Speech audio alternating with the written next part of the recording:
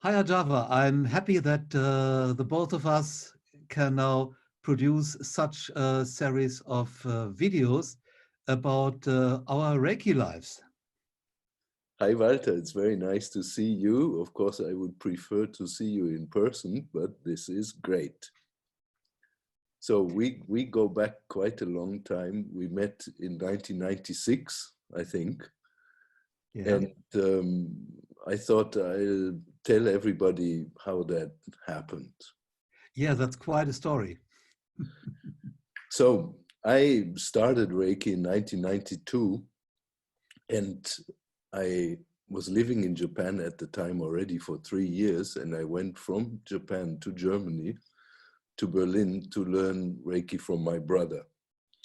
And then I came back to Japan, a German new Reiki teacher teaching Reiki in Japan. And I had such a good laugh thinking how crazy that is, that me being German, living in Japan, going to Germany to learn a Japanese healing art and then to teach it in Japan. At first, actually, I didn't have the thought to teach Reiki at all. We had a language school at the time, my former wife and myself, and I just needed a break, just needed something for myself, some healing, something different, something that I could do just for myself. Yeah? So when I came back to Japan, I looked at what I had learned from my brother at the time, and it didn't really match my understanding of Japanese culture. I was already living in Japan for 3 years at the time with my former wife, who is Japanese. And what I had learned just seemed odd. It seemed very Western. So my first student was my former wife. And then I taught her Reiki 1 and then sometime later Reiki 2. And she kept saying, something is wrong, Arjava. This is so logical, this Reiki system, and we don't think that way. We are different. I think this was made by a Western person. So she had doubts, I had doubts, and then I started to research Reiki in Japan and found out nobody had ever heard about it. And the people who did hear about it, like friends from the new age scene, they said, oh yeah, it's that thing, that American thing, right? And I'm going like, what? Yeah. Then I started researching Usui Sensei, and at the time, this maybe many of our listeners don't know, there was very little information available on Reiki or on Usui Sensei, really nothing that you could possibly research. Only fairy tales about Usui Sensei, that he had been a Christian priest in Japan, and I couldn't really believe any of it. So the first thing I did is I checked all the researchable items on the list. The first one was that in a recording of Takata Sensei, she said that he was the principal of Doshisha University in Kyoto. The Doshisha University in Kyoto is the biggest Christian university in Japan. So I called them and I said, hey, I would like to have some information about one of your former principals, Mr. Usui. They started laughing. They said, join the club. We have a whole big folder of hundreds of questions from abroad, people asking the same thing, but we must tell you that we've never heard of this man. He was never here. He was not one of our principals. And in fact, he had never taken a single class here, because we have records of everybody. Mm-hmm. Then the next thing I could research was that apparently Usui Sensei had a doctorate of some kind of the University of Chicago. So I called them, and the same story. They said, hey, you're not the first to ask this, but sorry, we don't have anybody here. And anyway, at that time, we didn't offer doctor titles anyway. We didn't have master courses. Huh? So after not being able to find anything, I sort of gave up. and thought, okay, I'm going to start to teach and just leave out the history or tell my students that, okay, you know, the history that we've researched so far is really unsatisfactory.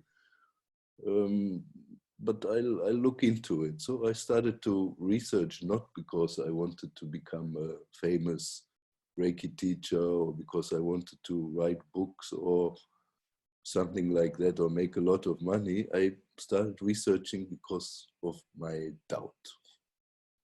Yeah, and I always like to go into things deeply. I don't like to scratch around on the surface. So I started to research. And when after 2-3 years, so around 1994, I hadn't found anything, I sort of gave up and thought, okay, we're not going anywhere with this. I'm just going to continue teaching Reiki because I loved it, and we'll see how it goes. And then one day, one of my students called me and said, look, I got the phone number of somebody who has been teaching Reiki for 65 years. And if you don't tell anyone where you got it, I'll give it to you. I said, my lips are sealed. Very Japanese. Very Japanese. And this I didn't realize at the time. What he meant was, you can't tell that person where you got the number from. That means you can't call her. Because in Japan, to be able to call somebody, you need to have a proper introduction, somebody that you don't know. Yeah? You need to be introduced by a mutual friend, and we didn't have that. So I tortured my former wife and tried to make her call this number, and she just wouldn't do it for months, until one day I got angry with her and I said, listen, please, you know, support me in this and call this lady. And then she said, well, you know, I really can't because I haven't been properly introduced. So I said to her, okay, look, if we don't call, then we are as clever as before. We know nothing. If you do call, maybe she will yell at you. And then after I give you a Reiki treatment, so you will feel better. And we called her. And in the end, we found out that the person that we had the number of was Mrs. Kimiko Koyama, the then president of the Usui Association, that we didn't even know existed. And then a little while later, she told us where Usui Sensei's memorial was in Tokyo. So I went there, I took a look at that, found that it had a beautiful inscription, which we translated first from ancient Japanese into contemporary Japanese, and then into English and German. And this is how things started. Until one day in, I think it was 1994 or 5, I got another phone call from another student who told me that she had just met somebody whose mother had done a Reiki training with one of Usui Sensei's direct students, and that he was going to introduce us to a Shihan, a teacher of the Usui Association, who would be willing to talk to us. And then things really started to move. A little while later, I was teaching an English class in my language school, and suddenly my secretary came in and she said, there's this guy on the phone, his name is Walter or something. He wants to talk to you. I said, well, you can talk to me tomorrow or this afternoon. And she said, yeah, I told him, but he wants to talk to you now. So then I went out of the class. I let somebody else teach the rest of the class, and we talked, and this is how it all started. This is how we met. Yeah, that was quite a story. You see, when I was getting into Usui Reiki, that was 1987, I was at a natural medical doctor's practice, and he really rescued me from chronic illness. He treated me for several months, and then one time I saw this certificate on the wall about Reiki, and I had no idea what Reiki is. So I asked him, and he told me that he wouldn't tell, but about 4 weeks later, there would be a class about it, and I had to come and had to learn that. And I just trusted him so much that I thought, well, I will do that. I signed up. It was at that time, I think, 300 German marks or so. And I was going there with my then girlfriend. And at that weekend, Friday, Saturday, Sunday, it was really weird. You know, people I haven't met before, that kind of people like modern hippie culture, you know. And they were talking about angels coming and Kundalini rising and lots of spiritual stuff. And there were people who had been at a class about Huna before, and one guy found out that he is a bear, and his wife found out she's a penguin, and these kind of people, you know, lovely people, very kind people, but it was not what I was used to. So I learned Reiki then, and it was interesting because, as you have mentioned before, there were these wild fairy tale stories about Uzui being a Christian monk and being in the beggar part of the city and treating people for free and not understanding about the value of money, and then being the head of Toshisha University and being a monk, having been in Chicago, all these kind of things. And because I have been with martial arts, Japanese and Chinese, since the age of 8, I knew quite a lot of people from Asia, and that didn't sound Asian at all. And I thought, what the heck is going on here? Because this works. I lay on my hands and healing is happening. But the story behind it doesn't make any sense. Also, people didn't seem to have any clue about spirituality of Japan or China, because what they told us was more like Western New Age ideas, which are quite fine for me, but definitely not Japanese. So I started to study, and I was going deep into literature and trying to find any traces of Reiki. And after a while, I was lucky.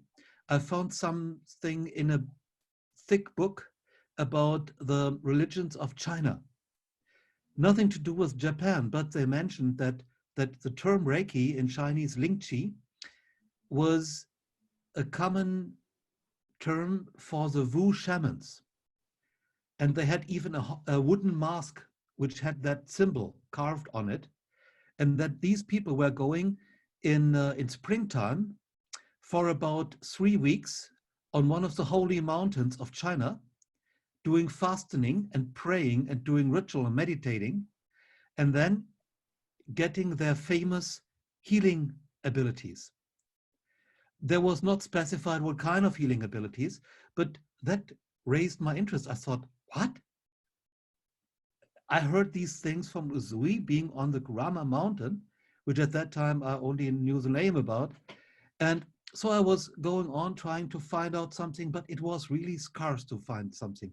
So I was invited. It was, I think, end of 95 or beginning of 96 by a guy I knew from a magazine he was publishing, esoteric magazine, to a round table discussion about Reiki. This discussion in Berlin never happened. Out of whatever reasons, people didn't like each other, which is common in the Reiki community, unfortunately. But we talked for a longer period of time, and I liked what he was trying to do in the tarot community and the Reiki community. And he told me about a German guy living in the north of Japan, since many years in Japan, having done research about Uzui and about Reiki. And I said, what? German? 10 years or so in Japan? How is this possible? And he said, I even have a phone number. I got this from a friend, from a friend, from a friend who got this from someone, you know. And I told him, please give me that number. I need to phone that guy. So I phoned you, and I had no idea who you are. And then we talked a lot about lots of things. Well, that was a start. And I learned about the book project you did at that time. Right. So I will tell you how I got to Reiki. It was very close to your story. Yeah? So in about 1976, I think, I got interested in meditation and Eastern philosophy. Basically because I wasn't doing well at school, I needed to find some way to relax. I started learning autogenic training. It's like a progressive muscle relaxation technique for those of you who don't know this. And then later on, I started meditating with the father of one of my school friends who was from India. Yeah? So that really got me going. And then I found a book by an American Zen practitioner called Paul Reps that was published in 1957. It's called Zen Flesh and Zen Bones. If you haven't read it, it's a really beautiful book, still in print, all about stories that happened between Chinese Zen masters and their students. And reading that book, I was fascinated, and I thought one day, maybe when I grow up, it hasn't happened yet, but one day when I grow up, I want to be like these people.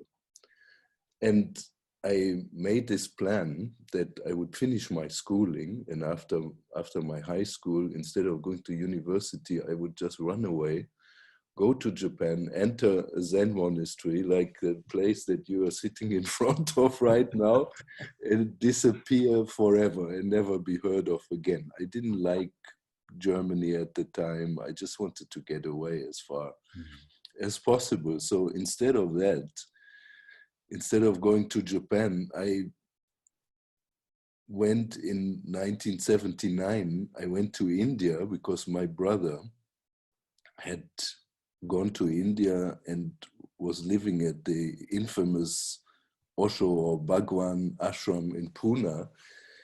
And my family and I, we thought that he had gone crazy and that I should take a look if he's okay. So I went there to see if he was okay and realized that he was very okay. And the place was beautiful and I stayed there. And there was a big community of people from all over the world and many Japanese. So when I was 20 in 1980, I had my first Japanese girlfriend. And from then on, for a few years, these Japanese girls, a string of them, they took on the role of Zen master trying to destroy my ego. So that's how it started. So by the time in 92, when I learned Reiki, I already had a very solid background of Japanese culture through my lady friends. The first Reiki treatment I got, I remember, was in India in 1988. I had a splitting headache. And my girlfriend at the time, she said, "Oh, I have a friend, a German friend, who does something called Reiki. It's a Japanese thing. Maybe she can help you with your headache." So she lived nearby. We got her. She gave me a treatment. It was the most boring thing I'd ever experienced in my whole life. And it didn't work.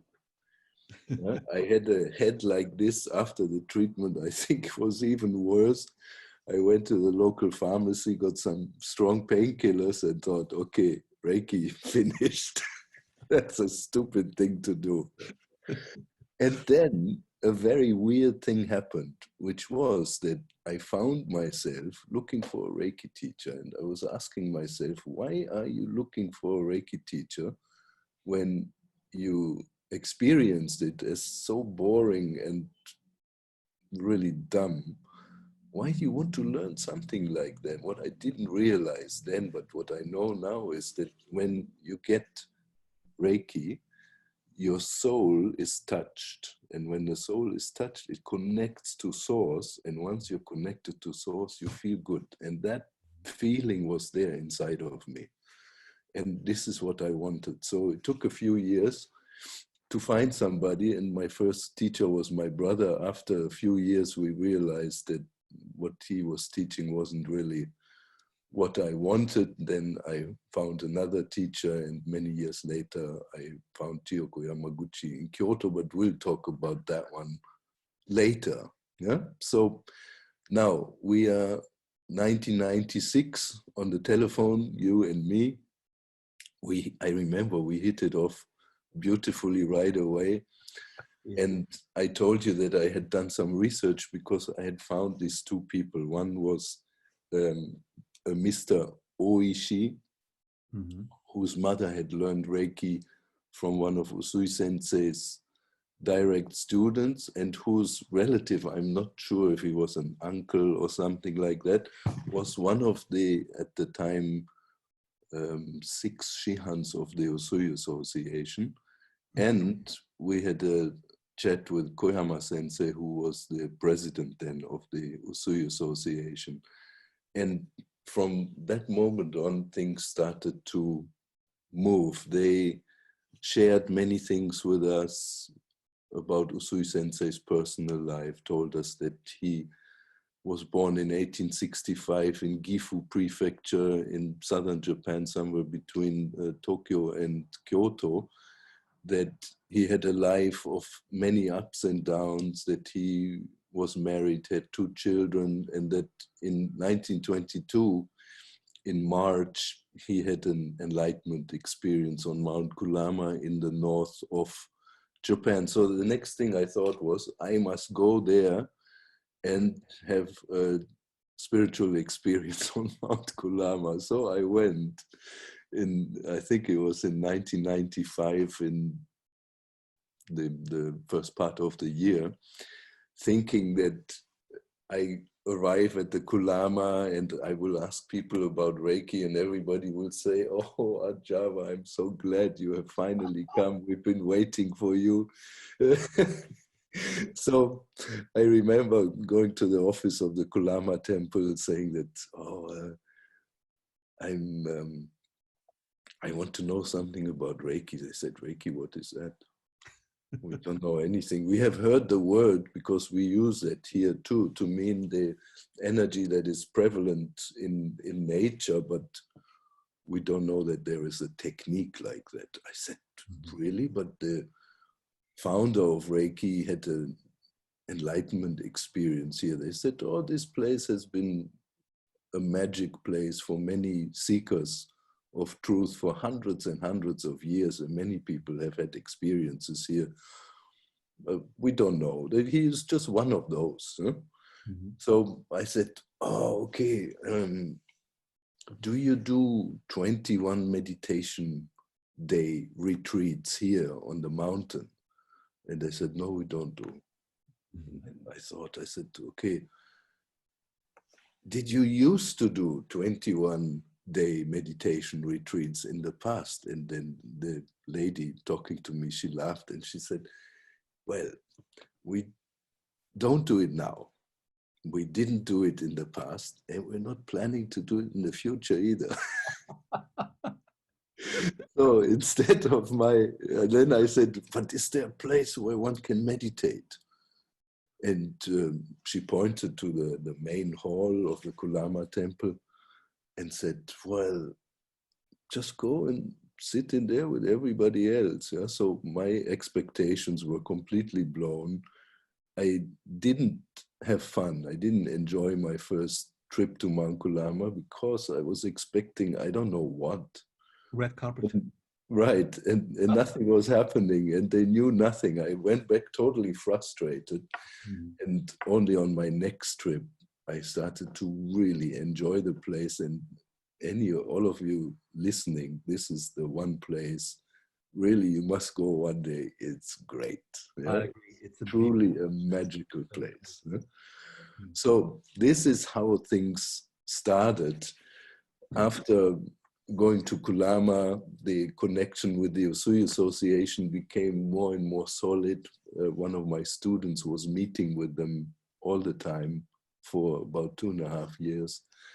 And they started feeding information back to me. And I remember, must have been in 96, I wrote to you that we had now been introduced to one of the Shions of the Usui Association, and if you had any questions, to please fax them to me. Yeah? So you thought of all sorts of things, I thought of all sorts of things, and I faxed about 6 pages of questions to this man, to Ogawa Sensei, and when the answers came back, we were all a bit surprised, because it seemed that both the history and the actual teaching were very, very different from what we thought they were at the time.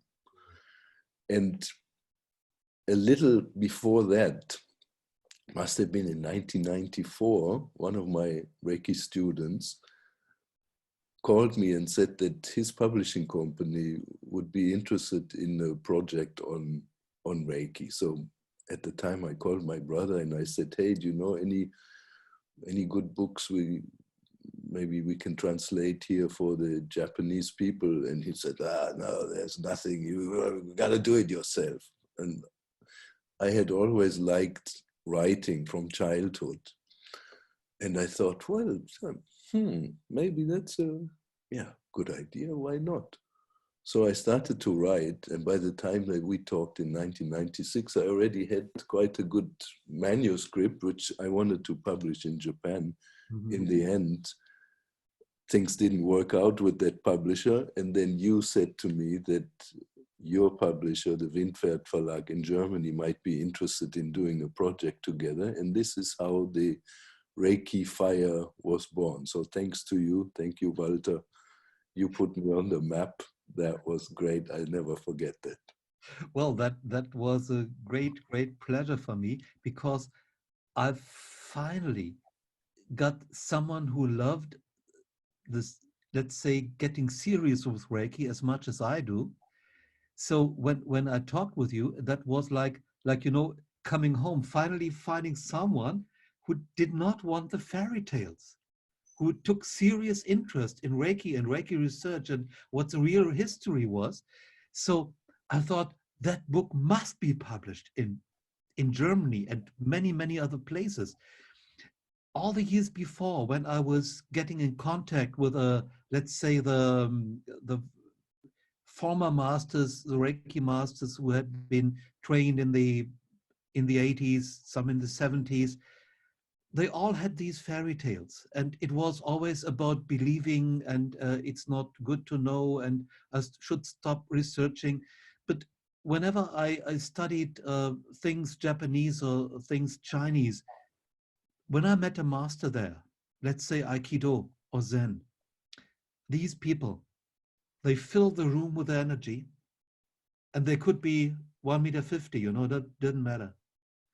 And if you ask them a question, they gave you an answer, and they lived that answer, and they showed you a path towards the answer.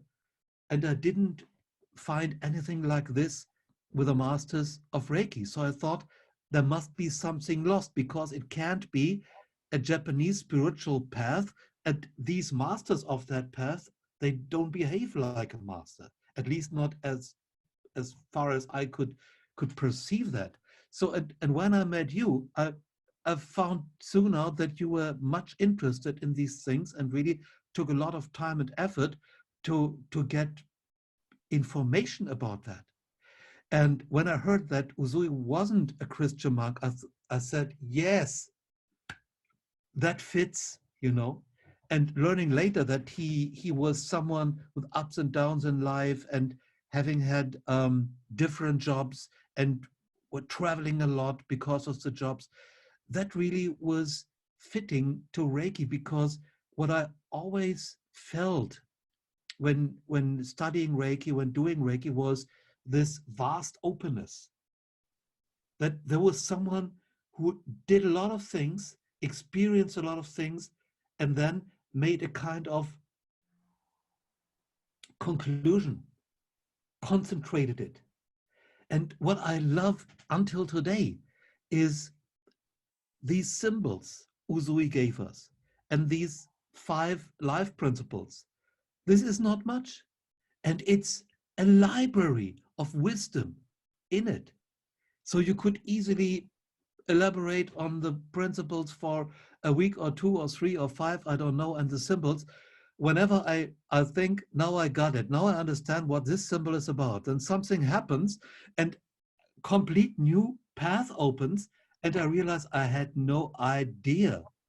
So this is for me one major part of this genius Usui, that he was able to put so much into so little, giving us these seedlings, and you can make many branches out of that. You know, that is something I also came to realize when you introduced me to Jikiden Reiki, which we both studied with the Yamaguchis. You know, I thought, yeah, this is the real thing. They know what they are doing. There is heart and there is mind with it, like they say, the kokoro, you know, that's in it. That I have always missed when I was studying with the Western Reiki people.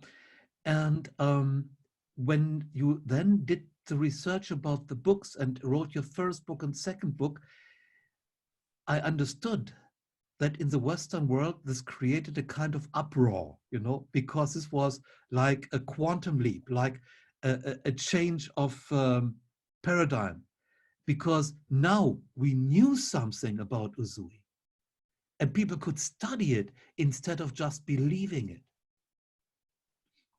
And I'm very happy that until today you do this research and find out more and more of the work Usui did and of his life, so people understand the roots. And for me, it's like that.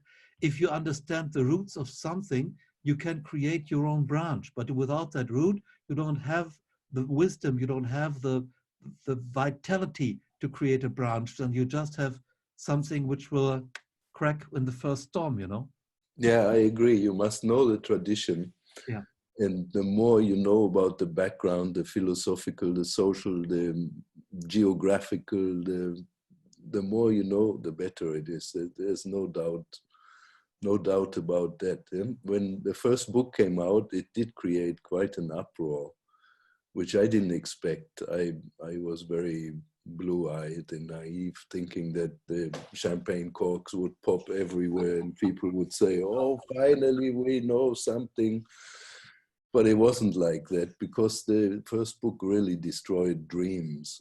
And I understand that too, because in the beginning, what I could say is, it wasn't like this and it wasn't like that, and it's not done like this and it's not done like that, but didn't really have anything to put in its place. Yeah, so that was hard. It was hard on the Reiki community, and that changed over the next years with the with the further book projects. Yeah, so originally I thought I will write one.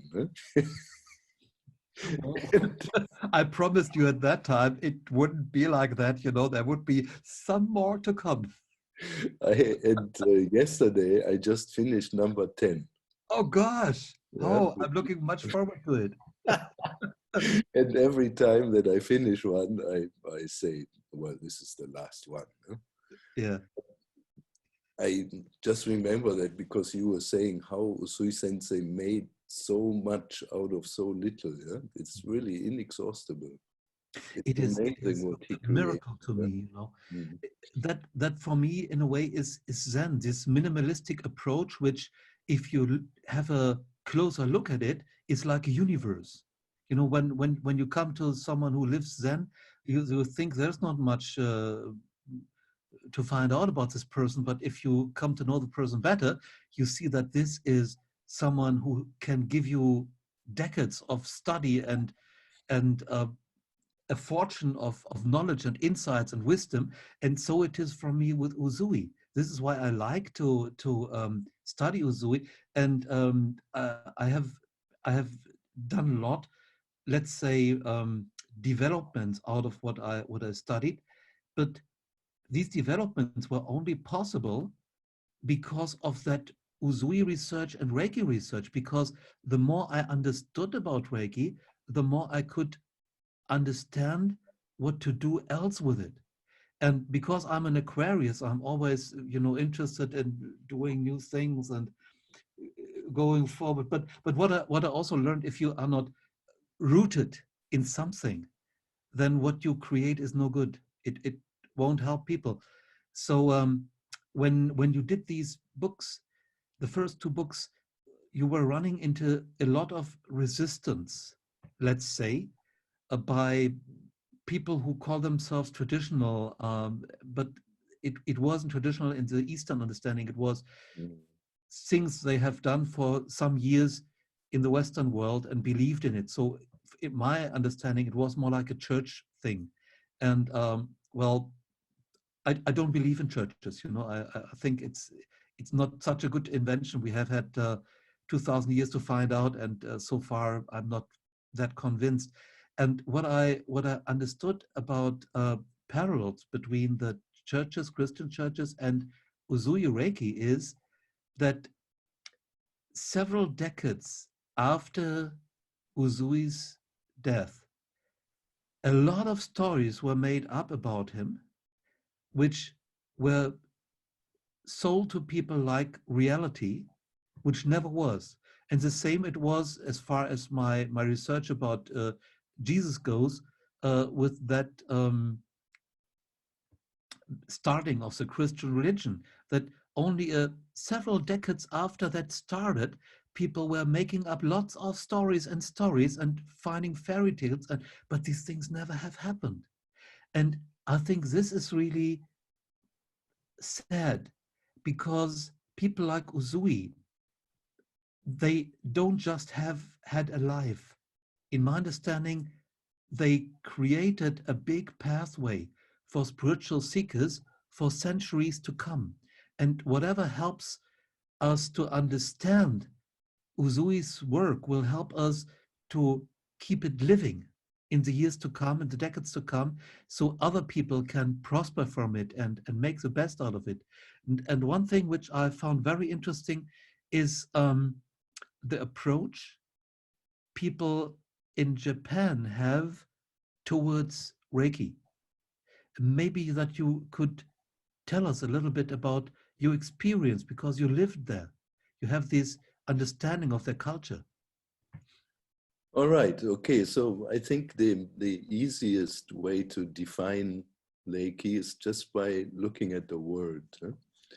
So the word is made out of two Chinese characters. The Japanese didn't have an adequate writing of their own until about the 5th century. And that has to do with their indigenous culture, with their Shinto culture, because in Shinto culture, they believe that every word is Kotodama. Koto means word and Dhamma means soul. So every word has spirit power, and it has that power only when it is pronounced. Yeah, so for the Japanese, the ancient Japanese, there was no reason in having a written language. Then around the 5th century, they realized that all the logistics were becoming so difficult. If you don't write anything down, you know, how can you organize a city? How can you feed people? It's impossible. So they realized they're going to have to let go of this idea somewhat and adapt a written language. And they had the choice either to create something on their own, like the neighbors, the Koreans, did with their Hangul, or to import an already existing written language. And they decided that because they considered China in a way as the motherland, because they come from there. Yeah, the Japanese are not indigenous to Japan, they come from the mainland. So they took on the Chinese written script and gave it Japanese pronunciation. So classical Chinese and classical Japanese are the same writing. It's kind of like Arabic, yeah. So where the script is the same, but the words are pronounced differently. It means that somebody who knows classical Chinese, somebody who knows classical Japanese, they can write each other notes, but they can't speak. Right? So they took the Chinese written language, and in Japanese, those characters, those ideograms are called kanji. Kan is Chinese, ji is letter, so Chinese letters. And the word Reiki is made up of two of those letters. The first one is Le, and the second one is Ki. When the kanji developed in China, basically they were like hieroglyphics. People were seeing something in nature, a tree, a waterfall, rain, whatever, And they would make little comics to represent what they saw. Later on, when culture developed, they realized that it was getting really difficult how to make a comic of the word love. Well, I can think of some things, but so they then took several of these simple kanji and put them together in conglomerates to describe some philosophical concept. Yeah? So the first character, lei, means soul or spirit, but can also mean atmosphere, ghost, occult, mood, many things. And that character is made up of 3 components. The first component on the top means rain. And rain in Shinto culture means the cosmic blessings that are coming down on earth and on us. Yeah? The second part is these 3 boxes. And one of those is mouth, so it somehow it implies that the cosmic blessings are coming down from the cosmos and we take them in from our mouth. But 3 of those mouths together are simplification for a kanji that means either container, but also human being.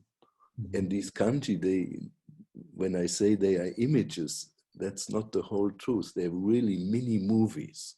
Mm-hmm. Yeah? So mm-hmm. they have life. Yeah? The third part of the kanji for lei is that one for Miko or shaman, and this is the same what you mentioned earlier with the Chinese Wu shamans. That's why. Mm-hmm. And a shaman is somebody who is deeply rooted in the earth and has good connection to the sky. So it's somebody who understands the language of the gods and is able to translate that for those of us who are unable to hear it. So altogether that kanji means the mini movie is if you are connected to source, and if you don't just listen to your ego, but you listen to what God, nature, the gods want, then your body becomes the container for cosmic blessings. Mm-hmm. Yeah? So that's the top part. And the bottom part, ki, is made out of 2 components. The first one, it means like ether or steam. And the second one, the inner character, means rice. Mm-hmm. Yeah? And of course, rice being the staple food of the Asian people means if you have rice, you have power. Like that. So altogether, it's cosmic energy or soul or spirit energy. And in Usui Sensei's manual that we found in 1997, he says, Reiki is the energy that is everywhere, that's making the universe tick. And everybody has it. Nature has it, the animals have it, the trees have it, the mountains have it, the waterfalls have it, the rivers have it, the trees have it. But we, as the human, have a special status here, down here on Earth. We are the most evolved of all, and we have that ability to give this cosmic energy to others at will. Yeah, and that makes us special and also makes us responsible to take care of the earth and our fellow humans. And if you ask me what Reiki is, that's it. Mm-hmm. Yeah, so for me, it's compassion in action. That's beautifully explained. Thank you. I think that this is one of the great gifts of Usui, that we got such a simple to learn and to practice spiritual healing method. And if we get into the right mindset, then we can be supported to move towards enlightenment, like Usui did. But what I always was missing in the Western idea of Reiki is that people really understand how important meditation is, how important the 5 principles of Usui are, which you got from that memorial stone close to his grave with his true text, not that little bit different text which Takada made up. And that is what really fascinates me, using that energy like a kind of, well, catalyst to get into the divine, to get closer to who we really are. Yeah, Walter, this is exactly what it is. I always remember that Usui Sensei came up with Reiki after his enlightenment experience on Mount Kulama. So imagine somebody has enlightenment experience or even a deep spiritual experience. Huh? He comes back after that, it settles in him. Then what does he want? Does he want to make lots of money, or does he want to get lots of girls, or does he want to abuse his power, or what do you think he wants? No, he's like somebody who's in love, who wants to share his love with everybody. And out of that, he created the Reiki system, to contain that seed. And we see it in all the treatments that we do, we give or receive, that seed of this transcendental something. All you have to do is look at people giving or receiving Reiki. They look so beautiful. Yeah. Yeah, they look like little Buddhas or angels, and people have this etheric smile on their face, and they're connected. Yeah? This is it.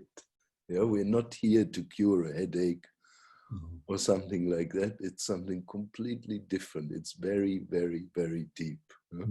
And he was just a master of putting this complicated thing into such a simple method that everyone, literally, no matter where they are from, what they do, what culture, what ethnic background they have, everyone can learn because it's already in us. Yeah, I agree totally that physical healing is just a side effect of the Usui Reiki practice, an important side effect, of course, but a side effect, because the real healing is the healing of the heart. In my understanding, the heart unites the spiritual with the material. If we don't free our heart from grief, from anger, from jealousy, from hate, and so on, then how could we melt into our divine? And the practice of Reiki is always, even after more than 30 years, something which baffles me, because you put your hands on someone you don't know. I'm often on esoteric fairs and I treat lots of people, people I have never seen before. You put your hands on them, and after some minutes, even if you didn't exchange any words, you feel close to the other person, like knowing the other one since childhood and being close to them like a friend. This bridge, which is being created by practicing Reiki, for me is precious. It is something which I would love to pass on to children, that they grow up with that understanding, that experience, that you can be close to someone without discussing at length whatever, and understanding the other person and being understood without the logic. I'm not against logic. I'm Aquarian, as I said, and I'm a very rational mind. But my rational mind understands that the rational mind can only go so far, So there's much more in the universe than that. And this other part, it opens up to me when I place my hands on someone and just be a witness to what Reiki is doing. Yeah, you melt. Huh? Yes. The borders melt. Huh? So Yeah. from a Japanese point of view, again, I remember what Usui Sensei says in his teaching manual that he used to give to all students, which I was given in 1997 and published in 1998 in my second book. he is asked by the second in command, by Ushida Sensei, he's asked, so Reiki is a psychic healing method. And Usui says, yes, but you can also call it physical therapy. So why does he say that? Yeah. The Japanese believe that we don't have just one body, but we are made of three bodies. Mm-hmm. The first one, and the most subtle, the immortal core, is the soul, the tamashi in Japanese, or in Buddhism they call it emptiness. Well, this is the same thing, really. Huh?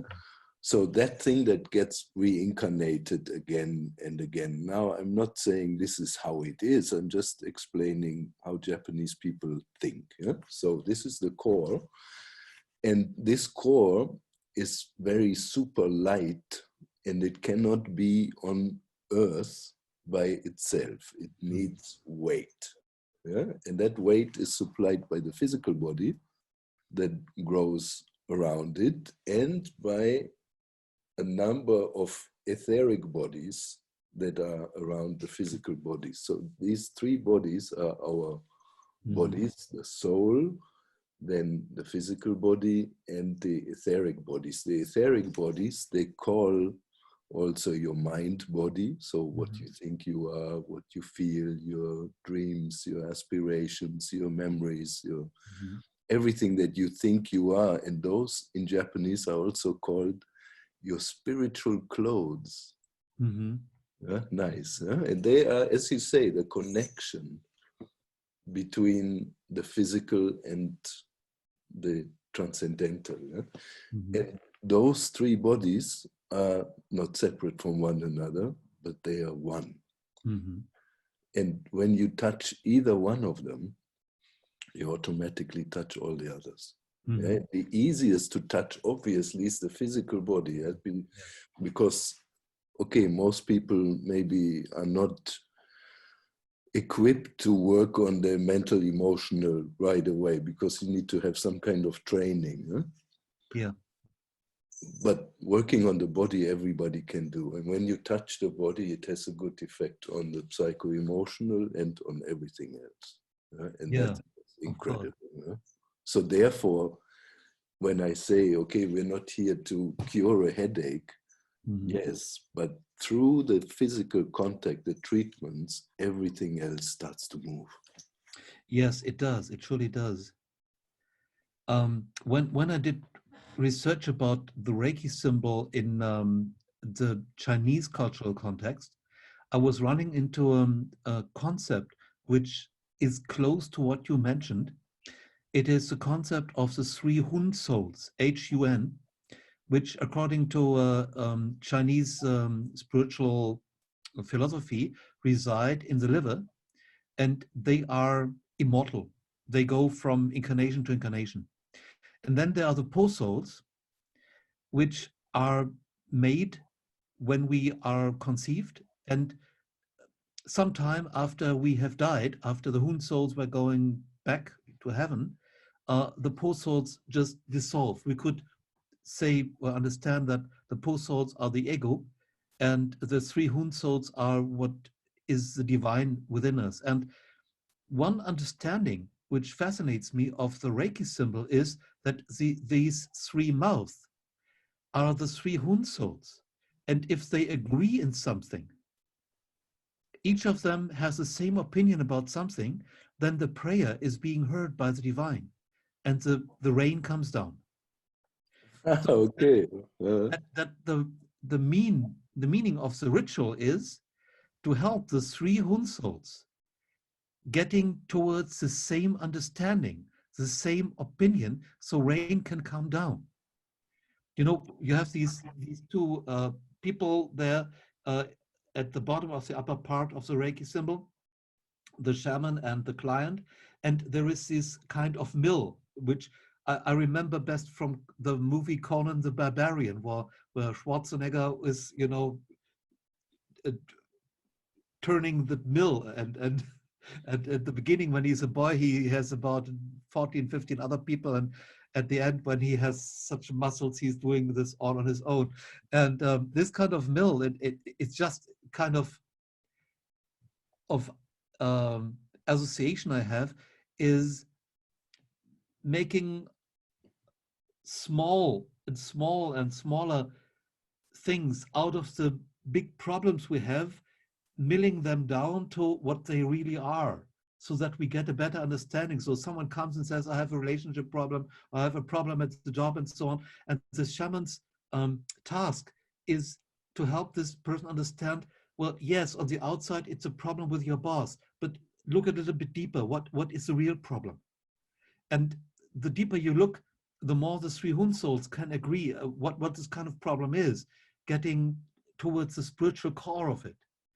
And when I do Reiki meditation, when I do Gasho, and I recite the 5 principles, often afterwards, I got some insights about the true nature of some of the challenges I have in life. So that is something I made a kind of habit, sitting down, doing this meditation, like Usui stated also on that memorial stone, because afterwards I'm clearer. It doesn't happen all the time, but it happens very often that I get clearer and get more into peace and understand something better, which I didn't understand at all before. Yeah, one of the things that was missing for me after I initially learned Reiki was the Oriental aspects. Mm-hmm. Yeah, what I had learned, there was no meditation, no breathing technique, no cleansing, and I'm thinking, how is this possible? These are the key elements to everything.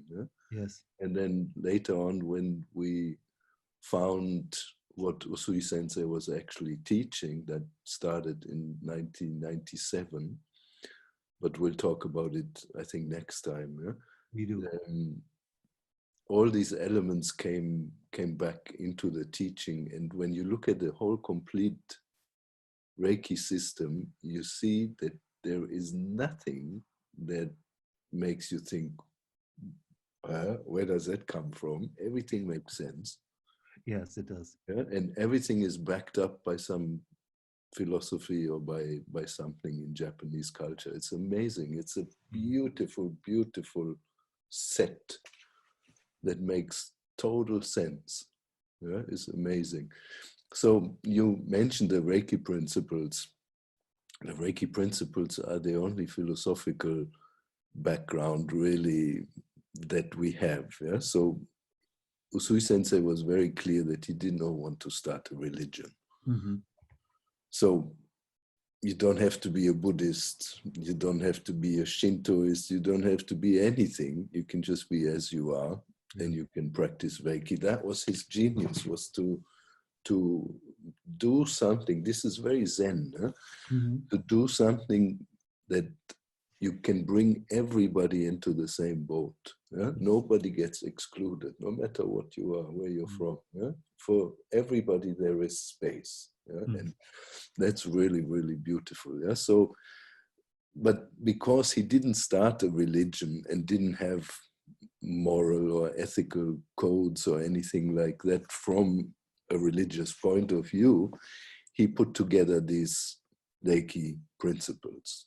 Yeah? And they are the main teaching of Reiki, but they're also a map of your own inner development, of where you once were and where you're going.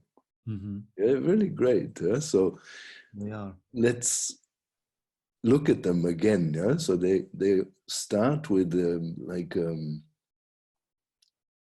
pre-word that says Shofuku no Hiho Mambyo no Reiyaku, and that means the secret art of happiness and the spiritual medicine for all ailments, for all illnesses. Yeah?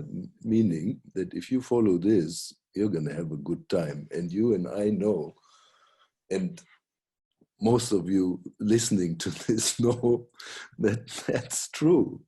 That's it. You follow this, your life is great fun. Yeah. So it's his promise, and it's also his, let's say, aim or goal. Yeah? And then they start by the most important thing, the headline, Kyo Dakewa, means today only, but the word Kyo also means now. Yeah? So only now. He's always bringing our attention back to the now. And he says, okay, only today, only now. Ikaluna, don't be angry. Shimpai Suna, don't worry. Kancha, stay, be grateful. Yo Hageme, do your duties or act responsibly, do what is right, which you know what is right. And then the last one, Hitoni Shinsetsuni, means be kind to others. So the first four are like your personal work to do. You work on anger, you work on worry, you generate gratitude in your heart. You do what you need to do. And once you've done that, then the only thing left to do is share your happiness and your love with others. Be kind to others. Yeah? That's it. Yeah? Very simple. So they're not moral codes or anything like that, but they are Usui Sensei guaranteeing you, if you do this, you're going to have a good life.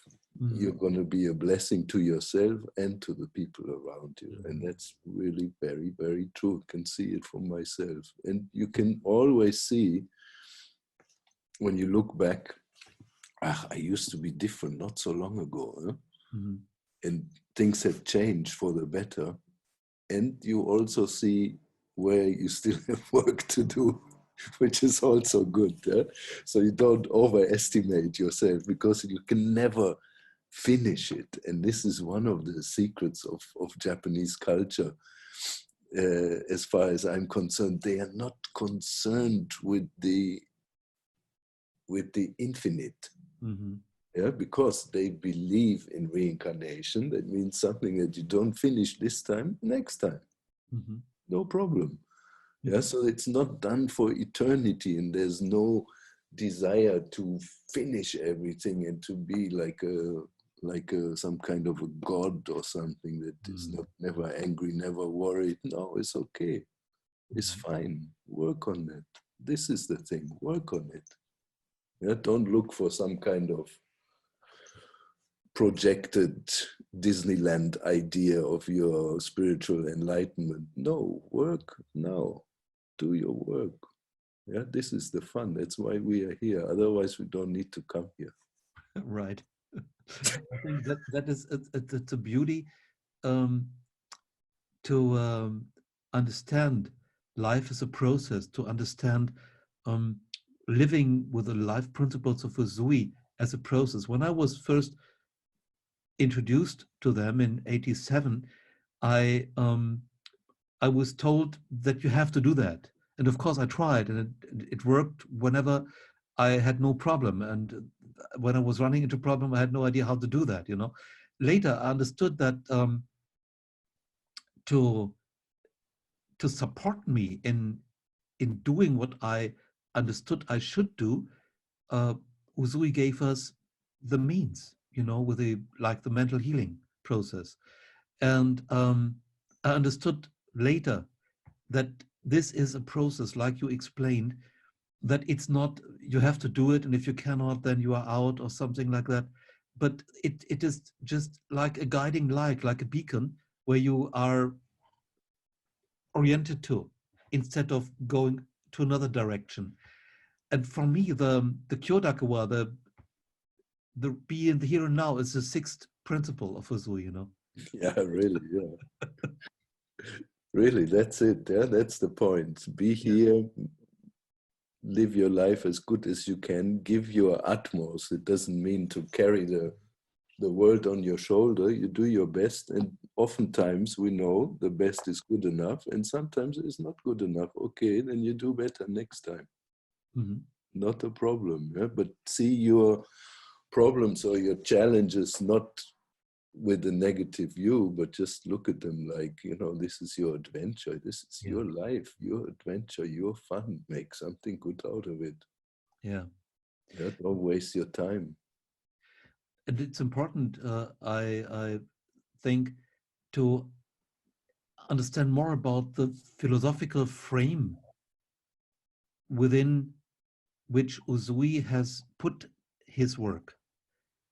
Usui didn't come out of nowhere.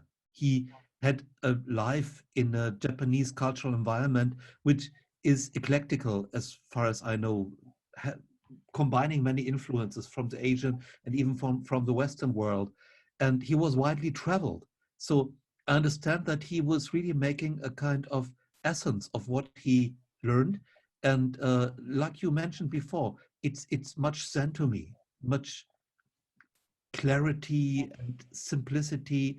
And I think this clarity and simplicity in Zen caused the thousands of books being written about Zen. Because Right. yes, Yes, yes. life is simple, and then you start your walk towards that, and you need some roadmap and you need some guide, and then you need the big books. But in the end, you don't need them. Throw them away. Don't misunderstand the books as being the goal. It's not the finger pointing at the moon. It's Yeah, something else. So this is why I think it's important that Reiki teachers elaborate on the principles, on how to do Reiki, on the Waka poems which you have translated. For me, another part of the heritage of Usui, because yes, it's very simple and it needs some time and effort to get there, to be that simple, to understand this simplicity. And for this, you need the thousands of Zen books from the masters, which tell you, well, don't look at the finger, look at the moon, these kind of things. yeah, I see, our spiritual development, I see it like it's a journey from Yeah, from ignorance, let's say, to and innocence, back to innocence. yeah, That's it. You understand. might need lots of tools and lots of help on the way, only to realize in the end that we don't really need anything, and you had Right. everything from the very beginning. Yeah? But you need to, let's say, you need to make mistakes Yeah, on the path. Yeah, that's part of the deal, and ultimately there are no mistakes. Yeah? Everything yeah. is just right as it is. If we don't do wrong, how could we understand what is doing right? Right, exactly. And for me, the many methods and techniques which are possible with Reiki are very helpful for entertaining the inner child and keeping it fascinated and on the job, so that finally Reiki gets a chance to get in. Yeah, perhaps, and then perhaps one day you realize that you don't need any of it, Exactly. and you just put Yeah, your hands, just put your exactly. hands on somebody, and that's it, finished. Yeah, I think this is what Uzui did. I've heard that he was in a monastery close to Kyoto, a Zen monastery, I guess, for 1 or 2 years.